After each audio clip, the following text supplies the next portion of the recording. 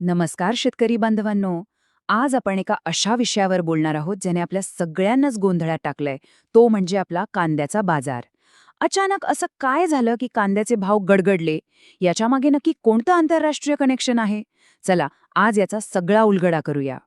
हो, हाच तो प्रश्न आहे जो सध्या प्रत्येक शेतकऱ्याच्या मनात घर करून बसलाय, की बाजारात कांद्याची आवक कमी आहे, म्हणजे खरं तर भाव वाढायला पाहिजेत. पण झालंय नेमकं उलटं. ही परिस्थिती किती त्रासदायक आहे याची आम्हाला पूर्ण कल्पना आहे. यामागचं नेमकं कारण काय आहे हेच आपण आज पाहणार आहोत. पण त्याआधी एक छोटीशी आठवण. जर तुम्हाला शेतीबद्दल अशीच खरी आणि तुमच्या फायद्याची खोलात जाऊन दिलेली माहिती हवी असेल तर आपल्या कृषी साथी चॅनलला सबस्क्राईब करायला अजिबात विसरू नका. चला आता ह्या समस्येच्या थेट मुळाशी जाऊया. तर या सगळ्या गोंधळाची सुरुवात झाली आहे इथून हजारो किलोमीटर दूर एका आंतरराष्ट्रीय संघर्षामुळे. हो, विश्वास बसणार नाही, पण एका दूरच्या युद्धामुळे आपल्या कांद्याच्या बाजारात अक्षरशः भूकंप आलाय. पाहूया हे नक्की कसं घडलं.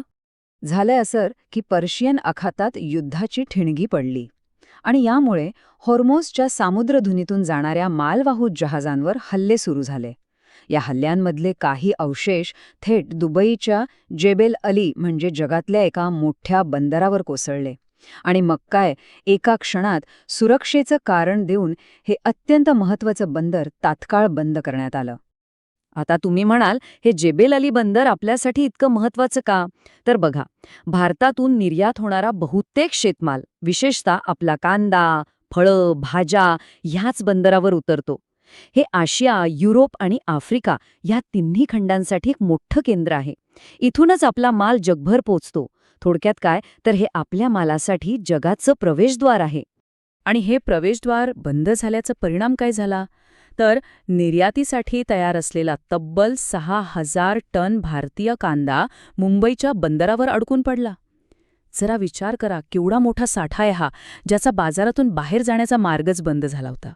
एकीकडे हे संकट उभं ठाकलेलं, पण त्यात आगीत तेल ओतण्याचं काम केलं दुसऱ्याच एका गोष्टीने आणि शेतकऱ्यांचं नुकसान वाढवलं. ती गोष्ट म्हणजे अफवा. बाजारात भीतीचं वातावरण कसं तयार केलं गेलं ते आता पाहूया.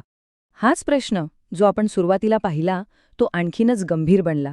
कारण एकीकडे निर्यात थांबली होती आणि दुसरीकडे काहीतरी वेगळंच शिजत होतं.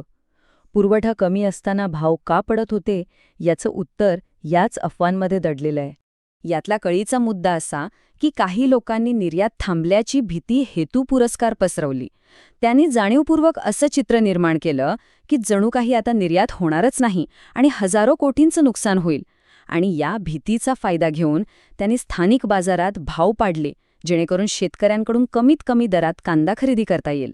पण आता एक सगळ्यात मोठी आणि दिलासा देणारी बातमी आहे. ज्या समस्येमुळे ही सगळी उलथापालथ झाली ती समस्या आता दूर झाली आहे. चला या चांगल्या बातमीकडे वळूया. हो, हीच ती आनंदाची बातमी आहे. दुबईचं जेबल अली बंदर कडक सुरक्षेमध्ये पुन्हा एकदा सुरू झालंय. या बंदराचे 4ही टर्मिनल आता पूर्ण क्षमतेने काम करत आहेत.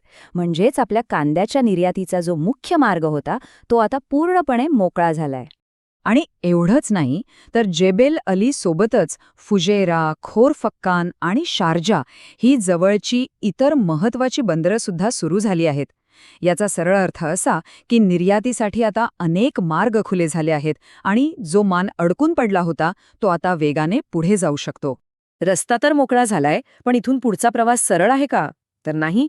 आता पुढे काही नवीन आव्हानं आहेत, पण त्यासोबतच एक मोठी आशाही आहे. चला दोन्ही गोष्टी समजून घेऊया. इथं एक मोठं आव्हान आहे. युद्धजन्य परिस्थितीमुळे जहाजांच्या कंपन्यांनी त्यांचे दर प्रचंड वाढवले आहेत. पूर्वी एका कंटेनरसाठी जे भाडं $700 होतं ते आता तब्बल $7,000 झालंय. म्हणजे विचार करा, ही 10 पटीने झालेली वाढ आहे. अविश्वसनीय आहे. पण आश्चर्याची गोष्ट म्हणजे एवढं महागडं भाडं असून सुद्धा आपले व्यापारी माल पाठवायला तयार आहेत. याचं एकमेव कारण म्हणजे आखाती देशांमध्ये भारतीय कांद्याला असलेली प्रचंड मागणी. ते $7,000 मोजायला तयार आहेत कारण त्यांना आपला दर्जेदार कांदा हवाय. ही आपल्यासाठी खूप सकारात्मक बाब आहे. तर आता निर्यातीची संपूर्ण साखळी पुन्हा सुरळीत झाली आहे. शेतकऱ्यांकडून कांदा घेऊन तो जेबेल अली बंदरात पोहोचेल आणि तिथून पुढे संपूर्ण आखाती देशांमध्ये विकला जाईल. हा प्रवास आता वेगाने पुन्हा सुरू झाला आहे.